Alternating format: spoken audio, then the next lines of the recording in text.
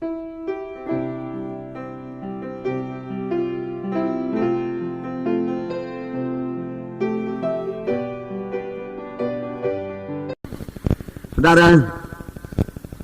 kita bicara mengenai Pantekosta. Nah, pada waktu Tuhan Yesus naik ke sorga, dia memberikan satu pesan yang sangat penting kepada murid-muridnya, yang tertulis dalam Kisah Rasul pasal 1 ayat 4. Saya membacakannya lagi kepada saudara. Pada suatu hari ketika ia makan bersama-sama dengan mereka, ia melarang mereka meninggalkan Yerusalem dan menyuruh mereka tinggal di situ menantikan janji Bapa yang demikian katanya, telah kamu dengar daripadaku, sebab Yohanes membaptis dengan air, tetapi tidak lama lagi kamu akan dibaptis dengan Roh Kudus. Tuhan Yesus sendiri mengatakannya sebelum dia naik ke sorga, yaitu sewaktu dia masih melayani di bumi ini. Tuhan Yesus beberapa kali bicara mengenai Roh Kudus akan datang, Roh Kudus akan memenuhkan kamu, Roh Kudus akan memimpinkan kamu, dan seterusnya. Nah, di sini sekali lagi dia mengatakan sebelum dia naik ke sorga, perkataan yang terakhir, sebab Yohanes membaptis dengan air, tetapi tidak lama lagi kamu akan dibaptis dengan Roh Kudus. Kamu akan ditenggelamkan dalam Roh Kudus, dan hidupmu akan berubah, seperti dikatakan dalam ayat 8. Tetapi kamu akan menerima kuasa. Kamu akan menerima kuasa. Saudara akan menerima kuasa. Saya akan menerima kuasa. Roh Kudus itu kuasa. Amin, saudara. Ya, kita menerima kuasa. Jadi kalau kita dibaptis dengan Roh Kudus, kita menerima kuasa. Dan kamu akan menjadi saksiku di Yerusalem dan seluruh Judea dan Samaria dan sampai ke ujung bumi. Oleh sebab itu setiap kali saudara melayani, saudaraku, melayanilah dengan kuasa Roh Kudus. Jangan melayani dengan kekuatan sendiri, akal sendiri, cara sendiri, saudaraku, cara-cara manusiawi, saudaraku, mengambil hati manusia, saudaraku. Tuhan telah berikan Roh Kudus, saudaraku. Biarlah Roh Kudus memakai saudara. Firman Tuhan berkata, kamu akan beroleh kuasa. Apa yang sangat dibutuhkan dalam pekerjaan Tuhan? Kuasa. Kuasa. Firman Tuhan berkata, huruf itu mematikan, tetapi Roh Kudus menghidupkan. Firman Tuhan berkata, bukan oleh kuat, bukan oleh gagah, tapi oleh Roh Tuhan juga, maka pekerjaan Tuhan jadi. Ini dikatakan ayat 14. Saya membacakan pada saudara Kisah Rasul pasal 1 ayat 14. Mereka semua bertekun dengan sehati dalam doa bersama-sama dengan beberapa perempuan serta Maria ibu Yesus dan dengan saudara-saudara Yesus. Dia disebut namanya, tapi dikatakan semua bertekun dengan sehati. Ini perlu, saudaraku, sehati. Sidang Tuhan perlu bersehati. Doa yang bersehati, saudaraku, besar kuasanya. Doa yang bersehati menurunkan kuasa Tuhan. Bertekun artinya tidak mudah menyerah. Terus bertekun, walau ada halangan, walau ada gangguan, walau ada gelombang, dia bertekun, dia maju terus, di atas gelombang tersebut. Bersama-sama beberapa perempuan. Nah, saudara yang kasih nama Yesus. Dan kalau saudara baca Kisah 2, mulai dicurahkan Roh Kudus kepada 120 orang. Saudara, pada perjanjian lama tidak begitu banyak yang dibaptis dengan Roh Kudus. Hanyalah, saudaraku, raja-raja, nabi-nabi, saudaraku, dan imam-imam. Dan saudaraku, setelah mereka diurapi dengan Roh Kudus, saudaraku, setelah mereka diurapi dengan Roh Kudus, mereka sanggup menyampaikan panggilan Tuhan dalam hidup mereka. Kalau mereka, dia sebagai raja, saudaraku, Raja Daud diurapi, lalu Daud sanggup, saudaraku, melayani. Urapan itu, saudaraku, menyanggupkan mereka. Urapan itu mengobatkan mereka. Diurapi dengan minyak pada waktu, tapi sekarang diurapi dengan Roh Kudus. Memberikan mereka pengertian baru setelah mereka diurapi dengan Roh Kudus. Kuasa Tuhan bekerja dalam pelayanan mereka, saudaraku, setelah mereka diurapi dengan minyak itu, diurapi dengan Roh Kudus, saudaraku. Nah, saudaraku, Musa sangat menginginkan supaya semua bangsa Israel, saudaraku, dipenuhkan dengan Roh Kudus. Tapi keinginan Musa ini tidak kesampaian, belum waktunya. Musa sudah merasakan bagaimana jamaah Roh Kudus dalam hidupnya. Musa sudah merasakan bagaimana Roh Kudus mengobatkan hidupnya. Musa mengalami banyak mujizat Tuhan, saudaraku, sebagai akibat daripada melayani dipimpin oleh Roh Kudus. Tanda jahit, tanda mujizat berlaku. Ya, dia kepingin supaya seluruh bangsa Israel menerima berkat yang sama. Kalau semua bangsa ini nabi adanya, dia katakan. Nabi pada waktu menerima Roh Kudus, Dia rindu semua bangsa Israel dipenuhkan dengan Roh Kudus. Tapi belum waktunya. Sekaranglah waktunya, amin saudara. Sekarang semua kita bisa penuh dengan Roh Kudus, amin. Haleluya, haleluya. Ya. Nah, bagi kamulah perjanjian itu, bagi anak-anakmu, bagi kamu yang jauh-jauh, seberapa banyak yang dipanggil oleh Tuhan Allah kita. Bagi kita lah perjanjian, saudara. Dipenuhkan dengan Roh Kudus. Dalam hidup kita bekerja karunia-karunia Roh Kudus, saudara. Ada kepada Musa masih diberikan Tuhan 70 orang di luar Musa. Apa gunanya? Karena Musa sendiri tidak sanggup memimpin bangsa itu. Tanpa Roh Kudus tidak ada satu orang pun yang sanggup memimpin bangsa Israel. Supaya mereka sanggup memimpin. Karena Musa telah memilih 70 tua-tua sidang, saudaraku. Tua-tua daripada bangsa itu, saudara. 70 orang ini bisa memimpin, mereka harus dipenuhkan dengan Roh Kudus. Tanpa dipenuhkan dengan Roh Kudus mereka tidak sanggup. Mari kita buka Bilangan pasal 11. Bilangan pasal 11 ayat 17. Maka aku akan turun dan berbicara dengan engkau di sana. Lalu sebahagian dari roh yang hinggap padamu itu akan kuambil dan kutaruh atas mereka. Maka mereka bersama-sama dengan engkau akan memikul tanggung jawab atas bangsa ini. Jadi tidak usah lagi engkau seorang diri memikulnya. Tanpa diberikan Roh Kudus mereka tidak bisa memikul tanggung jawab atas bangsa Israel. Mereka bahkan tidak mengerti memikul tanggung jawab itu, saudara. Mereka tidak mengerti. Sampai sekarang kalau kita mau mengerti perkara-perkara rohani, kita tidak bisa mengerti dengan akal manusiawi, dengan kebentaran manusia tidak bisa. Kita perlu, saudaraku, wahyu daripada Roh Kudus, saudara.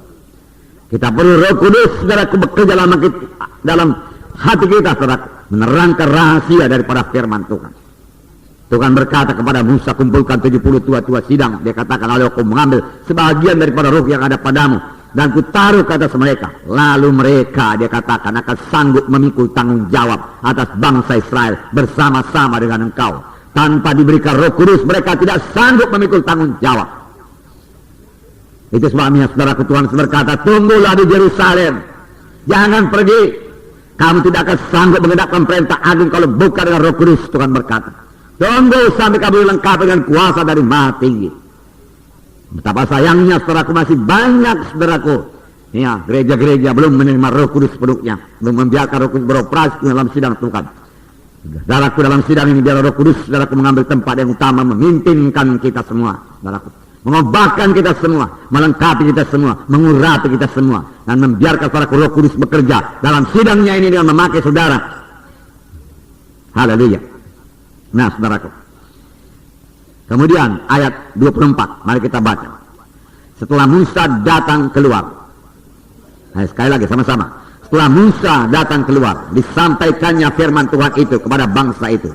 Ia mengumpulkan 70 orang dari para tua-tua bangsa itu dan menyuruh mereka berdiri di sekeliling kemah. Lihat, saudaraku, ini orang yang penuh dengan Roh Kudus. Saudaraku, dia tidak kesulitan akan firman Tuhan. Dia dengar suara Tuhan. Dia pula sidang. Lalu firman Tuhan sini berkata, disampaikannya firman Tuhan itu. Mengapa dia bisa menyampaikan firman Tuhan? Dia sudah terima lebih dahulu firman Tuhan. Amin. Ya. Saudara mau melayani, terima dulu daripada Tuhan. Itu yang sampaikan kepada jiwa-jiwa. Amin. Ya. Nah, Roh Kudus yang bicara. Disampaikannya firman Tuhan. Dan karena disampaikannya, apa yang dikatakan Tuhan? Tuhan meneguhkan firman-Nya. Tuhan menggenapkan firman-Nya. Nah, ini pelajaran bagi kita. Kalau ada hamba Tuhan tidak menyampaikan daraku firman yang seturut dengan kehendak Tuhan, maka Tuhan tidak akan meneguhkannya. Oleh sebab itu perlu persekutuan yang erat dengan Roh Kudus. Supaya kita dengar suara Tuhan. Musa mendengarkan suara Tuhan. Haleluya. Ayat 25. Mari kita baca. Lalu turunlah Tuhan dalam awan dan berbicara kepada Musa. Amin. Bicara kepada Musa lagi. Tuhan suka bicara sebenarnya. Dia mau menceritakan banyak perkara kepada kita. Tapi banyak anak-anak Tuhan tidak siap sedia. Tidak mengharapkan Tuhan bicara, tidak ekspektan dia, tidak menunggu. Firman Tuhan berkata, siapa yang menantikan Tuhan akan membarui kuatnya. Menantikan Tuhan dengan merindukan suara Tuhan. Haleluya. Terima kasih Tuhan. Kita baca terus. Kemudian diambilnya sebagian dari roh yang hinggap padanya dan ditaruhnya atas ke-70 tua-tua itu. Ketika roh itu hinggap pada mereka, kepenuhanlah mereka seperti nabi. Tetapi sudah itu tidak lagi. Kepenuhan seperti nabi. Tetapi seterusnya tidak begitu limpah lagi. Dengan kata lain, pada waktu itu saudaraku, Nabi selalu penuh dengan Roh Kudus. Nabi selalu menerima berita daripada Tuhan. Amin. Oleh sebab itu Nabi pada zaman perjanjian lama dengan mudah berkata, dengarlah sabda Tuhan. Karena dia dengar dari Tuhan. Dari mana dia dengar? Dari Roh Kudus yang dikaruniakan Tuhan kepadanya. Saya baca lagi. Masih ada 2 orang tinggal di tempat perkemahan. Yang seorang bernama Eldad, yang lain bernama Medad. Ketika roh itu hinggap pada mereka, mereka itu termasuk orang-orang yang dicatat. Tetapi tidak turut pergi ke kemah. Maka kepenuhanlah mereka seperti nabi di tempat berkemahan. Karena namanya sudah tercatat. Walaupun mereka tidak bersama-sama dengan yang 70 ini, saudaraku. Mereka juga penuh dengan Roh Kudus. Nah mereka, saudaraku, bernubuat sama sebagaimana nabi. Ayat 27. Lalu berlarilah seorang muda memberitahukan kepada Musa, Eldad dan Medad kepenuhan seperti nabi di tempat perkemahan. Maka menjawablah Joshua bin Nun yang sejak mudanya menjadi abdi Musa. Tuanku Musa, cegahlah mereka. Oh, saudara, Joshua. Ya, cegahlah mereka, Tuanku, dia katakan. Joshua tidak mengerti. Tetapi kemudian Joshua mengerti. Amin, saudara. Ya. Pada permulaan mengikuti Tuhan bolehlah tidak mengerti pekerjaan Roh Kudus. Tapi saudara harus bertumbuh. Saudara. Akhirnya Joshua bertumbuh sungguh-sungguh. Imannya bertumbuh. Saudara. Penuh dengan Roh Kudus. Dan dia menggantikan Musa memimpin bangsa Israel. Tapi lihat di sini. Dari mudanya dia sudah magang dengan Musa. Dengan Musa. Dia belajar banyak. Musa memberitahu kebenaran kepadanya. Salah satu di antaranya dalam ayat 29 dikatakan. Tetapi Musa berkata kepadanya, apakah engkau begitu giat mendukung diriku? Kalau seluruh umat Tuhan menjadi nabi. Oleh karena Tuhan memberi rohnya hinggap di atas mereka. Inilah kerinduan Musa. Janganlah 2 orang Eldad dan Medad. Janganlah 70 orang ini. Semuanya maunya dapat Roh Kudus. Barulah mereka jadi bangsa pilihan Tuhan yang sungguh-sungguh. Saudara, sekarang kita mengerti itulah dia standar yang diminta Tuhan untuk menjadi anak Tuhan. Pada zaman sekarang ini. Harus penuh dengan Roh Kudus. Amin. Ini standar yang diminta Tuhan. Penuh dengan Roh Kudus. Kalau sekiranya seluruh bangsa ini nabi adanya. Karena mereka penuh dengan Roh Kudus. Karena Tuhan memberi rohnya kepada mereka. Aku mau mereka semua berubah. Mereka pasti akan berkuasa setelah menduduki tanah Kanaan. Demikian juga sekarang standar rohani anak-anak Tuhan, saudaraku. Ya, standar rohani, standar dasar, saudaraku. Yaitu penuh dengan Roh Kudus, dibaptis dengan Roh Kudus. Sesudah itu bertumbuh lagi. Sesudah itu berubah. Ya, sesudah itu memiliki darah kurapan Tuhan, mendapat pimpinan Roh Kudus. Saudaraku, tidak berhenti sampai bahasa roh saja. Amen. Tidak berhenti di situ. Tidak berhenti sampai tata saja, saudara. Tidak. Berubah, tapi yang penting berubah. Dan semua bangsa ini nabi adanya. Musa rindu. Dalam buku Joel, saudara. Ini masih perjanjian lama. Saudara, Tuhan bicara melalui nabi-nabinya. Kita buka buku Joel pasal 2.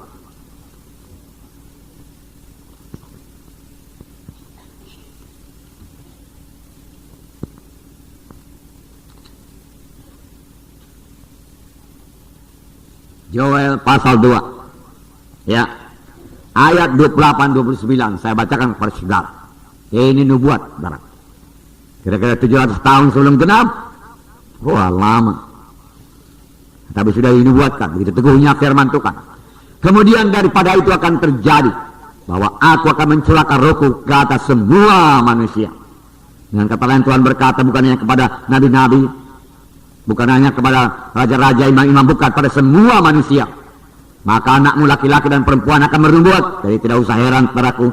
Anak-anak sekarang bahasa roh, anak-anak sekarang berdoa dalam roh, membela dalam roh. Mereka meletakkan tangan kepadaku, mereka penuh dengan Roh Kudus. Kalau orang itu tergeletak kepadaku, tidak usah heran. Amin, saudara. Karena Roh Kudus bekerja pada anak-anak juga. Haleluya. Ya, ini perlu bagi guru sekolah minggu, maka guru sekolah minggu harus penuh dengan Roh Kudus supaya dia bisa transfer Roh Kudus kepada anak-anak itu sehingga anak-anak itu berubah. Amin. Ya, ini anak-anak tidak bandel-bandel lagi, saudaraku. Dia rindu firman Tuhan, dia hafal ayat-ayat, saudaraku. Dia bisa berdoa, saudaraku. Maka dia mendoakan saudara sebagai guru-gurunya. Nah, itu bisa jadi, itu harus jadi. Saudara nggak perlu sibuk lagi berkata, ayo diam, jangan ribut. Saya rotan kan ya, kalau ribut ya, nah, jangan. Saya jelar kau nanti. Ya, tidak perlu lagi. Mereka sendiri sudah penuh dengan Roh Kudus. Roh Kudus menukan dia pada anakmu laki-laki dan perempuan. Dan orang-orangmu yang tua akan mendapat mimpi, turunan-turunanmu akan mendapat penglihatan dari Tuhan. Penglihatan daraku, bukan sama dengan khayalan-khayalan dunia ini, saudaraku, atau mimpi-mimpi dunia ini, saudaraku. Mimpi kekenyangan makan, saudaraku, mimpi karena makan durian, saudaraku. Ya, bukan, saudara. Mimpi yang daripada Tuhan, amin. Mimpi yang tidak kedagingan, amin. Ya, mimpi rohani, di mana Tuhan menerangkan kepada kita perkara rohani. Begitu sukanya Tuhan itu bicara kepada kita, saudaraku. Kerap kali, saudaraku, siang hari tidak ada waktu kita, tidak ada waktu kita untuk Tuhan, saudaraku. Karena sibuknya kita ini, karena kita ini orang-orang sibuk, orang-orang hebat semua, saudaraku. Sibuk kali kita, saudaraku, nggak ada waktu kita buat Tuhan. Lalu begitu pun Tuhan masih mengasihi kita, saudaraku. Pikiran kita pada siang hari tak tertuju kepada Tuhan. Lalu Tuhan ambil waktu di malam hari, mana sudah tenang semua. Lalu dia mulai bicara melalui mimpi. Kadang-kadang melalui mimpi pun tidak, karena pikiran pada siangnya sudah sangat penuh memenuhkan pikiran-pikiran kita ini, saudaraku. Sehingga mimpi daripada Tuhan pun tidak muat lagi, saudaraku. Sayang sekali, saudaraku. Makanya banyak anak-anak Tuhan kalau tidak mengerti apa yang harus dia perbuat, tidak mengerti tujuan hidup, tidak mengerti apa yang harus dia layani, saudaraku. Yang tidak tahu kehendak Tuhan, saudaraku. Padahal Roh Kudus sudah diberikan. Sudah ada pada saudara? Sudah. Dan Tuhan berkata melalui Paulus pada Timotius, kobarkan karunia Allah yang ada padamu. Ingat karunia Allah yang ada padamu. Rindukan pekerjaan-pekerjaan Roh Kudus dalam hidupmu. Begitu Tuhan berkata. Kita mengobarkan karunia Allah yang ada pada kita. Jangan dipendam saja, jangan dipenuhi dengan pikiran duniawi. Pikirkan perkara yang di atas, jangan dengan pikiran di dunia ini, Tuhan berkata. Saudara kaya dalam pengertian-pengertian rohani. Banyak kita membiarkan Tuhan berat. Tuhan pasti bicara. Haleluya, haleluya. Dan kata hamba-hambamu laki-laki dan perempuan akan kucurahkan Rohku pada hari-hari itu. Haleluya. Hamba-hamba. Orang-orang sederhana maksudnya, saudara. Akan kucurahkan Rohku pada waktu itu. Penuh Roh Kudus. Hamba-hamba, saudara, pada zaman dahulu juga tidaklah banyak uangnya, saudaraku. Tapi dia bisa penuh dengan Roh Kudus. Bisa dikaya dengan karunia Roh Kudus, saudaraku. Bisa membawa berkat bagi tuannya, saudaraku. Dia penuh dengan Roh Kudus, saudaraku. Membawa berkat bagi orang lain kalau penuh dengan Roh Kudus. Penuh dengan Roh Kudus. Nah, ini sudah dibuatkan. Apa yang dijanjikan Tuhan pasti genap. Pasti kenal. Kitalah umat perjanjian. Umat perjanjian artinya kita berjanji dengan Tuhan. Kalau kita memegang perjanjian Tuhan, Tuhan memegang perjanjiannya terhadap kita. Tuhan menggenapkannya. Dan kalau kita tidak memegang perjanjian kita dengan Tuhan, Tuhan tidak bisa. Tuhan tidak mau, tidak bisa. Karena Tuhan tidak akan melanggar janji. Apa yang sudah dijanjikan pasti digenapkan. Amin. Nah. Dan janji-janji Tuhan begitu indah. Begitu luar biasa. Kuasanya luar biasa. Berkatnya luar biasa. Yang pasti mengobatkan seluruh hidup saudara. Haleluya Tuhan. Puji Tuhan. Setialah saudaraku. Nah, Yesaya saudaraku. Menubuatkan lagi. Nabi-nabi ini cara mengenai Roh Kudus. Mereka sudah merasakan Roh Kudus. Mereka sudah penuh dengan Roh Kudus. Mereka kepingin saudaraku supaya anak-anak Tuhan yang lain supaya bangsa pilihan Tuhan, bangsa Israel pada waktu itu juga penuh dengan Roh Kudus. Yesaya 44 ayat 3 saya bacakan pada saudara. Sebab aku akan mencurahkan air ke atas tanah yang haus. Haleluya. Adakah saudara merupakan tanah yang haus? Adakah saudara haus? Adakah saudara rindu? Harus saudara merasa diri saudara sanggup dengan cara-cara manusiawi? Maka Roh Kudus belum bekerja sepenuhnya dalam hidup saudara. Aku akan mencurahkan air ke atas tanah yang haus dan hujan lebat ke atas tempat yang kering. Tuhan tidak mau sidangnya kering. Tidak mau. Tuhan tidak mau hati anak-anaknya kering. Dia payah bersaksi, payah berdoa, payah menyanyi, payah bersorak. Karena hati yang kering. Hati yang kering kerap kali karena duniawi. Tidak pernah oleh Roh Kudus. Kemudian dikatakan, aku akan mencurahkan rohku ke atas keturunanmu dan berkatku ke atas anak cucumu. Mereka akan tumbuh seperti rumput di tengah-tengah air. Subur itu, saudara, kalau rumput. Kalau rumput ini enggak pun pakai air tumbuh juga. Tadi kurang subur, kurang segar. Saudara, tapi dengan air dia tumbuh segar. Seperti pohon-pohon janda rusa itu di sungai. Yang satu akan berkata, aku kepunyaan Tuhan. Haleluya. Hanya dengan Roh Kudus kita bisa berkata, aku kepunyaan Tuhan. Adakah saudara kepunyaan Tuhan? Mari katakan, saya kepunyaan Tuhan. Saya kepunyaan Tuhan. Segala milik saya milik Tuhan. Benar? Haleluya.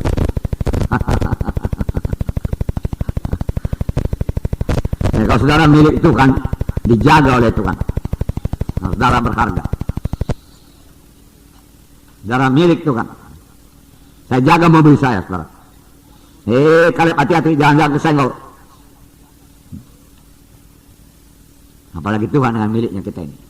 Ya, Tuhan jaga. Nggak boleh kena penyakit, saya katakan. Ya. Amin. Nah, itu dulu, saudaraku.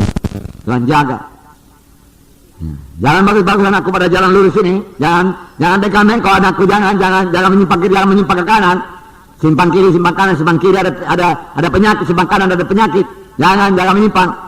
Nah, mengapa sakit? Menyimpang juga, saudaraku. Lihat di sana ada pemandangan, lihat di sini telah ada daya tarik dan lain sebagainya, kehendak daging telah dia menyimpang. Baik dia berjalan dalam roh Tuhan, Tuhan menjaga miliknya, mengasihi miliknya, memberkati miliknya. Adakah saudara milik Tuhan?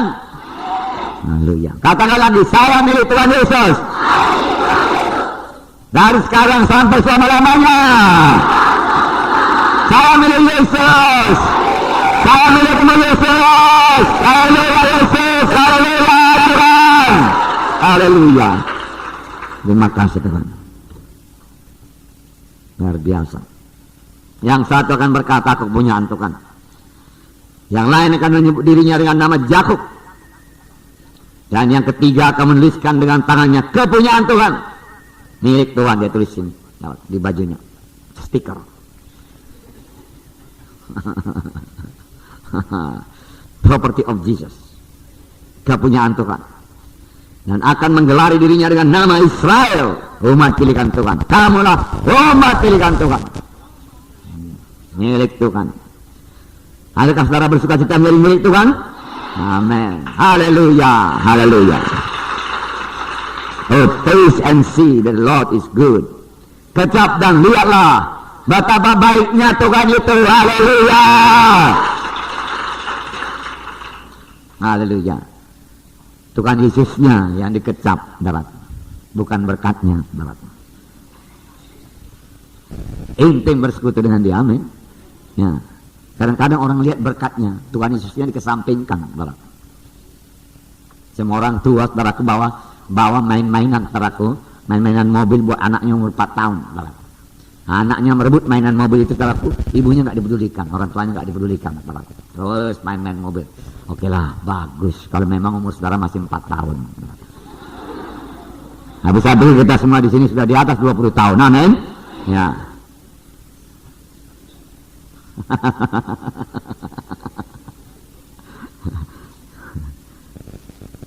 Hendaknya saudara berkata, dialah segalanya, Yesuslah segalanya kepadaku. Ya, itu yang betul. Yesuslah segalanya kepadaku, besar kecil. Ya.